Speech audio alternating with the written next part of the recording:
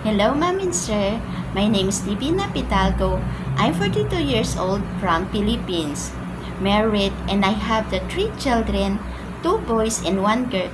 The age is 22 years old, 18 years old, and 16 years old. My religion is Muslim and a college graduate, hotel and restaurant management. About my work experience, I work in Saudi Arabia 4 years. I serve 7 members of family, 2 adults and 5 children. My main duty is take care of the children, cooking, laundry, ironing, and household chores. And I have the work experience in Hong Kong 2 years. I served in 2 adults and 1 baby.